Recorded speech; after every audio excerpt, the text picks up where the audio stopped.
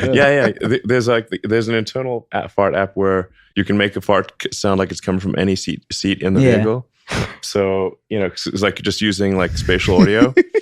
So and people aren't expecting that, So, I use it when people are walking across. I know who came up with that idea. Well, there's the external fart and the Elon internal fart. died when he thought of that idea.